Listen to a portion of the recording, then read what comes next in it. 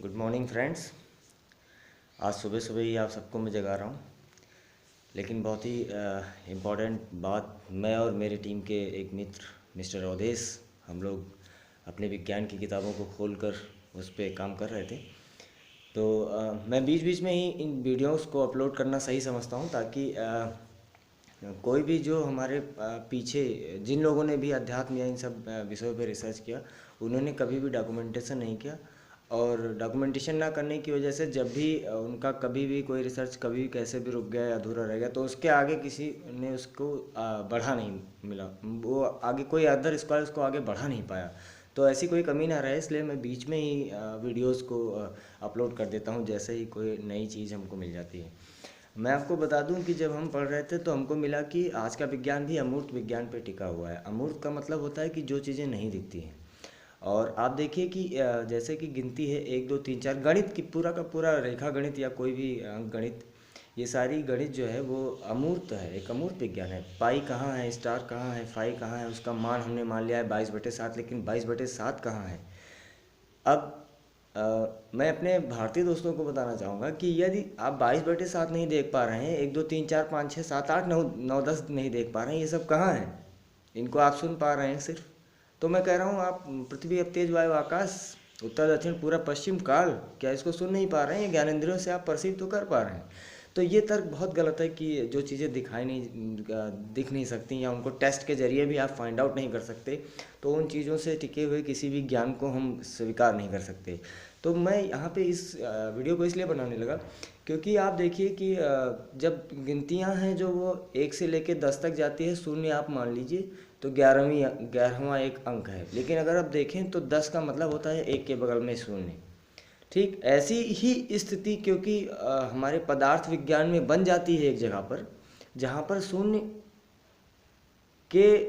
शून्य को साबित करने की कोशिश की जाती है। मैं आपको बिल्कुल सही जगह ले सकता हूँ।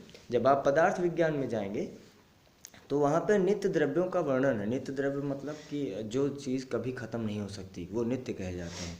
उसमें से पृथ्वी, आप तेज वायु आकाश, उत्तर दक्षिण पूरब पश्चिम काल, जिसको समय कहा जाता है, ये 10 ही नित्य द्रव्य बताए गए हैं। उन्हीं से आगे फिर उसके अलावा जो कुछ है वो सब उन्होंने बताया कि इसी नित्य द्रव्यों से उत्पन्न है। इसका मतलब कि जितना मैथमेटिक्स है, आगे जो भी मैथमेटिक्स बताई जाएगी, वो पृथ्वी अब तेज वायु आकाश उत्तर दक्षिण पूरब पश्चिम या कहीं भी कुछ भी लिखा हुआ है तो हमको समझने की ज़रूरत है कि ये वहाँ पे लिखी है पृथ्वी और आकाश का मेल हो रहा है, तो हमको समझने की ज़रूरत है कि एक नंबर पृथ्वी, एक नंबर आप तेज वायु आकाश, पांचवा मतलब पहला और पांचवें को हम मिलाएं और यदि उसको देखें कि क्या कुछ बन रहा है, या बहुत मतलब हम साइंटिफिक उसको बहुत बड़ा सोच सकते हैं हम।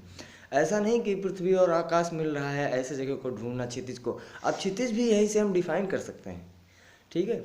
अब देखिए आप, जब मैं कह रहा था 10 में कुछ अलग नहीं है, एक है और शून्य बगल में खड़ा है, तो वही चीज़ मैं आपको बता रहा हूँ। जीरो को जो है हम अंधकार से कंपेयर कर सकते हैं, क्योंकि अंधकार कुछ नहीं होता, सिर्फ प्रकाश की अनुपस्थिति को कहा जाता है। 11वां द्रव्य, नित्य द्रव्य के ऊपर काफ़ी बहस हुई थी वैदिक काल में भी, और आध्यात्मिक लोगों ने उस पर काफ़ी चर्चा की, इसलिए अंधकार को 11वां नित्य द्रव्य नहीं माना गया।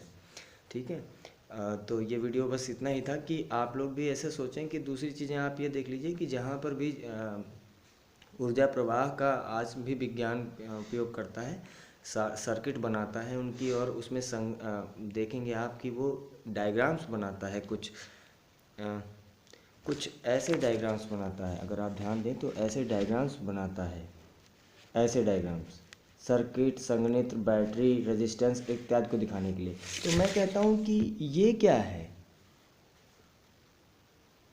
ये कोई ऐसा ऊर्जा फ्लो का सर्किट तो नहीं है कि जब हम अपनी ऊर्जा को महसूस कर पाएँ, उसको ऐसी दिशाओं में फ्लो कराएं, तो हम सुपर नेचुरल कुछ एक्टिविटीज़ में आ सकते हैं, या फिर हम कुछ ज़्यादा जिंदा रख सकते हैं।